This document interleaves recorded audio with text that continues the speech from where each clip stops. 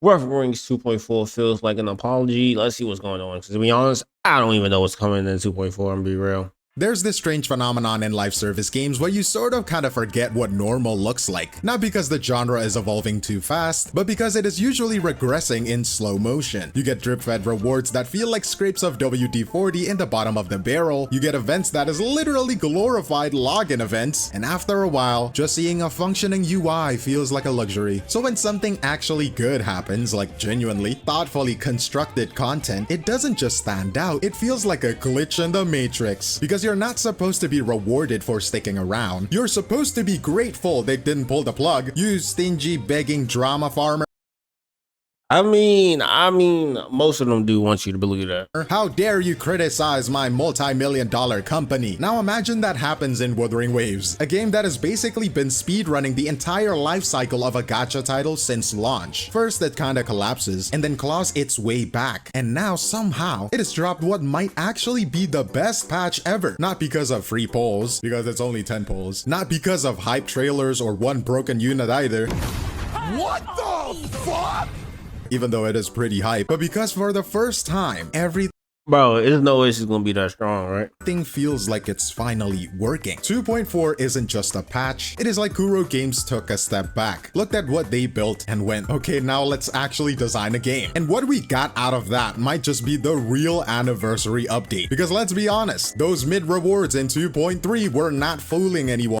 Bro, them rewards is garbage, bro. Like pure trash in my opinion. Let's dive into it. You know, the funny thing about Wuthering Waves 2.3 is that it technically was the anniversary patch. I mean, they labeled it as such, put the bow on the box and went through the motions. But if you were actually playing it, you probably felt it too. There wasn't much of a celebration to be I ain't gonna lie, 2.3 to me just felt like a regular patch update. found. It didn't feel like a milestone, it felt like filler. And a lot of people just accepted it. Yeah, it's a filler patch with an anniversary label on it. It is not broken nor offensive, it is just like empty. And when you're dealing with the first anniversary of a live service game, that is kinda wild. This was supposed to be the moment you flex everything you have built, reward the players who stuck it out, maybe even win back the ones who dipped. Instead, it was like pretty forgettable, to be honest. 2.3 didn't just miss the mark, it didn't aim at anything. And then 2.4 shows up and just body checks the entire conversation. Players looked around and went, oh, this is what an anniversary update is supposed to feel like. If you look at the reactions for the live streams, for all of the content creators, I think you would hear that a lot. This is the real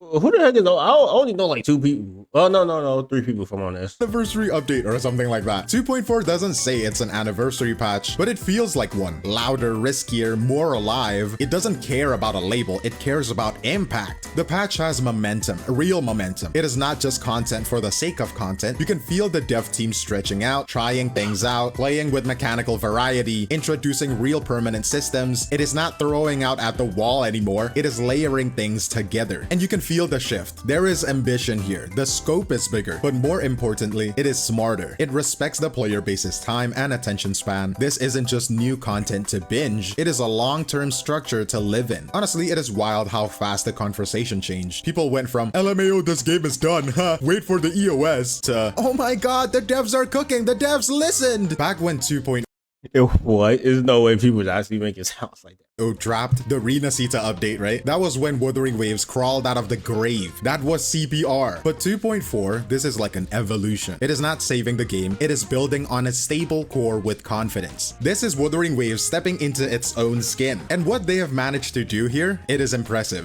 I think is they step into their own skin, but they also bring in a character that's like super OP, right? That's supposed to be super OP from what it looks like. I mean, they're stepping into the gacha skin. That's what they really stepping into. Let's be real, right? This patch isn't just about How every gacha game has an OP character. Ain't that's crazy how that works, right? scale. It is about intent. They're not just adding more stuff, they're exploring how deep this game can actually go. This is the first time I looked at a gacha game and thought, I don't know where the ceiling is anymore. Not just for this game, but for like the entire genre. 2.4 doesn't feel like a comeback. It feels like a beginning, like a real one. And now Septimon doesn't just feel like a new region. It feels like they actually tried. You see it and then immediately there is like that sense of scale that most gacha maps don't hit. The terrain looks like it has depth. The biomes are kind of distinct. It is thematically cohesive in that kind of like we thought this true kind of way. And honestly, it is giving more Natlan than Natlan right now. And that is saying something, considering one of these games hasn't even shown us the region yet. But what actually makes Septimon I ain't gonna lie, Natlan should have been crazy. The Genshin Crayon Eaters are gonna blame the engine again. What? interesting isn't just that it's so big. It feels What is saying like the engine as in like Genshin engine is so old, that's why they can't do stuff. Bro, I'm gonna be honest. Genshin makes $1 billion. They can always upgrade the engine if they really wanted to. like it's lived in. There is a clear effort to continue the echo-human relationship arc, but it's getting like weirder now, like morally gray. You can tell the writers are leaning into the creep factor a bit more, and it works. It doesn't just feel like surface level anymore. There's like weight to it. You've also got subzones that aren't just checklist fodder. Some have layered verticality, others hint at more puzzle mechanics tied to echo abilities. There is a synergy starting to form between gameplay and environment that honestly wasn't there in the earlier patches. And then there is the public bath, which on paper sounds like a gimmick, but it is the kind of weird little world building flourish that makes the place feel real. Like someone asks, what do people do here when they're not fighting corrupted monsters? And they actually answered it. It is subtle, but it signals a shift. They are not just building maps anymore, they're building places. I don't even know what that means, but like, hell yeah. I'm gonna be honest, the bath thing I'm gonna be real. I don't agree with it. It's a gimmick. It's a gimmick to get people in. Like, oh my gosh, the character can go into the bath. I wonder what that's gonna attract, right? Yeah. Events have always come on now. been the awkward middle child of a live service games, right? But most of the time, they are temporary, forgettable, and feel like the devs are just buying time for the next patch. But 2.4's approach is different. And for once, it is I don't know about different, bro.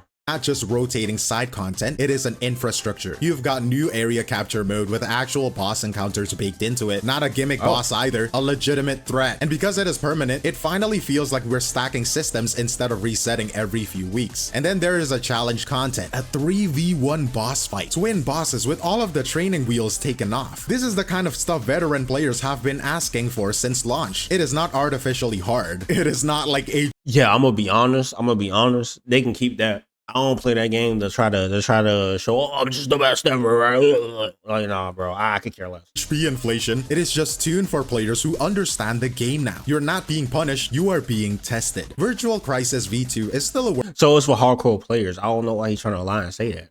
in progress. There is no co-op yet, which kind of sucks, but the structure is solid. There is double bosses, time clears, and scaling rewards, but you can see the bones of something expandable here. They are laying the groundwork for real long-term mode. So yeah, these aren't just like events anymore, they are prototypes. And if Kuro keeps rotating on them, we might actually see some of these turn into permanent pillars for the game, which would be a first, not just for WUA, but for most gacha games. We are getting fresh Echoes monsters, which okay, cool, you know, more things to fight, but the real meat here is the new Echo sets like the Sonata sets. One for Kartithia, which by the way, you could slap onto Chacona for some spicy synergy, and another one tailored for Lupa. When I first saw this, Bro, I want Lupa so bad.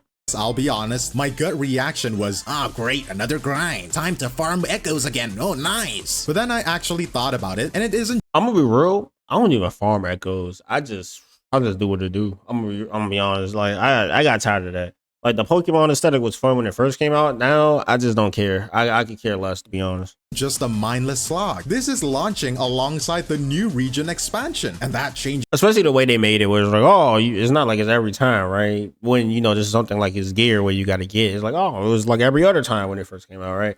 Like I think the thing was like, if you didn't get it in 3 or 4, then you'll get it the next time you kill an Echo or something. It was something down like that. I was like, bruh, I'm not about to play this. Just everything, gamers. You are roaming through this brand new area, taking in the sights, cracking open chests, puzzling out those environmental riddles the devs love to sprinkle in. And while you doing all that, Nobody actually looks at the riddles. you're naturally farming these new Echoes. It is not like you're stuck in some repetitive New Echoes is fire though. Like, I'm gonna be honest. I don't want this to be like, sound like I'm doom and gloom. Like, New Echoes is kind of heat. loop, spamming the same boss for drops. Well, let's be real, we are gonna be doing that, but you're also exploring, you are also progressing, you are getting rewarded. It is all woven together, and that is the kind of design that I can respect. It respects your time, which, let's be real, isn't always a given in games like this. I'm actually itching to dive into this on stream. The new region's got that fresh map smell, and I want to unpack every corner of it live. Chess, puzzles, Echoes, all of it, bro. So if Yeah, follow twitch.tv/GBS Playz. Not him. Follow me. Thank you. If you're into that, I'll be doing it on Twitch and YouTube, so swing by my Twitch account and hit that follow. Or if you're more of a notify me type, join the Discord server. The link is in the description, and I'll drop a heads up there when I'm going live. You ever see a character?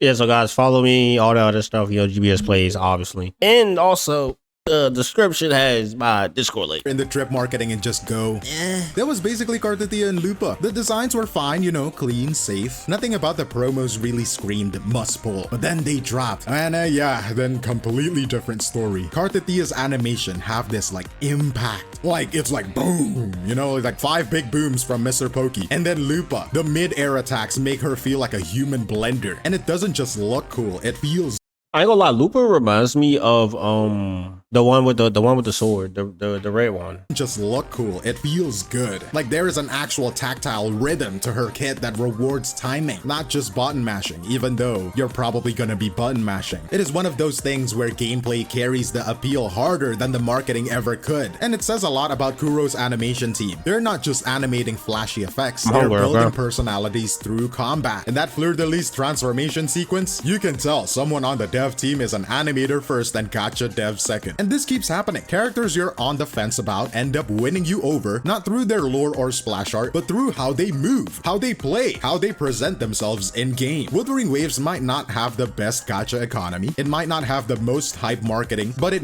Hell no. might just have the best real-time character presentation in the genre. It is I don't believe that at all. I think ZZ beats that out.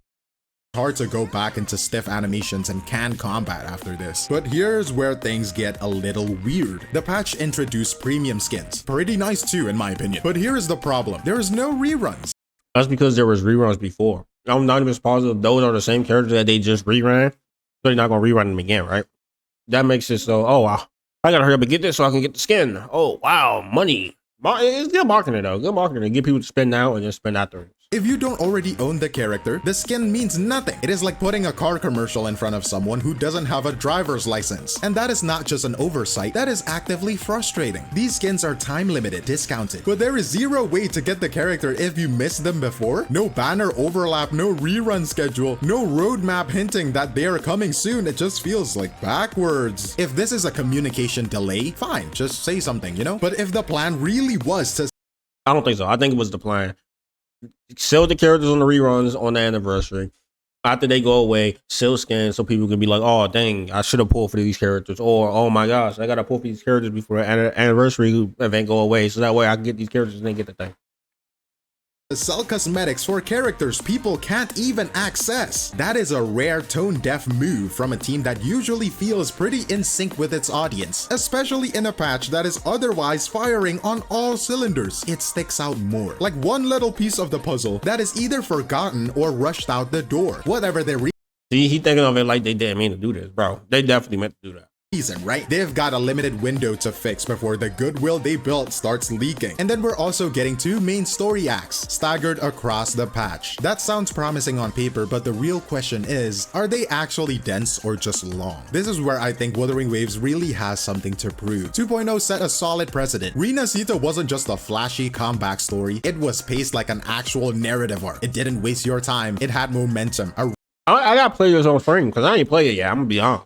Rising thread, decent character work, and by the end of it, it felt like something had mattered. That was the bar. And then 2.2 overlapped it, like Captain America being on your right for 3 times in a row. So if 2.4 can keep that same energy, tight character moments, focused writing, actual payoffs, it doesn't just mean they have improved, it means they have stabilized. That Wuthering Waves isn't just a combat sandbox with cutscenes, but a story-driven gacha in a genre that rarely earns that title. And if they use this patch to tie off the remaining threads from Rina Sita, it might quietly become one of the best narratives happening in a live service game right now. Not loud, not bombastic, just consistent. Serialized world building, which in this space is rarer than it should be. And you can tell when a dev team starts thinking long term, because they stop throwing systems away. Kelpie's tactical hologram is the perfect example. Not just a new boss, it is another deliberate notch in a system that used to feel like one-off experiment. There was a point where holograms felt like limited time flex content, and now they're almost a core feature. Every major patch has has one, and more importantly, they are worth doing. Same goes for Virtual Crises. The updated version still doesn't have the co-op support, which is kind of a miss, but the shift to the mechanics that build your build knowledge means they're investing in it. This is not an event filler anymore. This is the scaffolding for something bigger. And then there is the ecosystem, which, if we're being honest, has always felt a little bit underbaked. But now they are pivoting. The mini game concept, with the echoes treated more like companions than stack sticks, that is them finally acting on the Pokemon style potential. So they call me Pokemon and Yu-Gi-Oh. So Bakugan. They just made Bakugan. Okay. All right. People Something interesting they did, to be honest. I ain't gonna lie, instead of having that dumb card TNG thing. saw on day one. It is still early, but if that layer becomes fully playable, the replayable system, that is a massive leap in retention value. They're not just making new content, they are circling back and reinforcing old content, making sure it doesn't rot in the corner like some post-launch gimmick. It is not flashy, but it is the kind of back-end maintenance that turns a good gacha into one that lasts. And then there is the stuff that no one really talks about, but everyone feels. The focus mode. The focus mode for story cutscenes might not seem like a big deal, but it changes the whole flow. No more system pop-ups, no more sudden UI clutter, just you, the dialogue, and the scene. It is the kind of adjustment that doesn't ask for attention but earns respect. But we gotta see more in-game, right? Same goes. I'm gonna be honest, I don't think anybody care about that. With the new in-game build guides. Finally, they're pulling data and recommendations from actual creators instead of. So you're doing everything that Hoyo just did. I mean, that you're doing the same thing that Hoyo did. Like Hoyo got the same stuff already in the games now, and now they're doing it as well. All gacha games probably gonna have this though.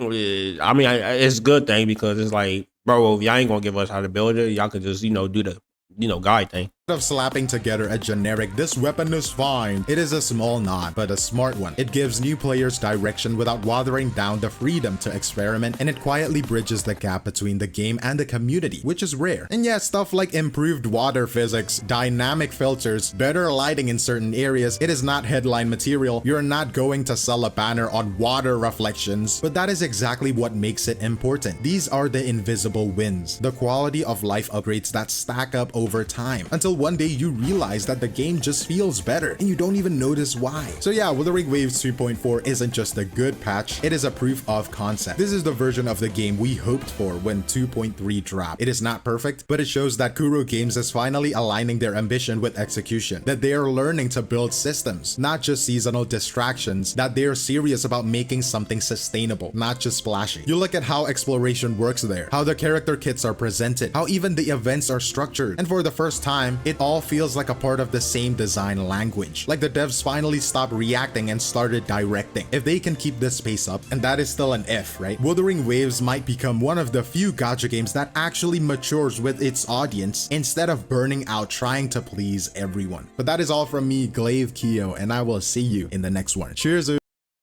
Glazer, guys. Remember that. But anyway, other than that, nah, for real, I think this was an alright video. It's really good. I ain't agree with some of the things he said, some things I did, but this is whatever. Hey, look at speed. Anyway, other than that, make sure you guys like, comment, subscribe, and don't forget to share the video. I'm about to finish my hot dogs. I'll see y'all guys in a little bit. Remember, 3K or no deal.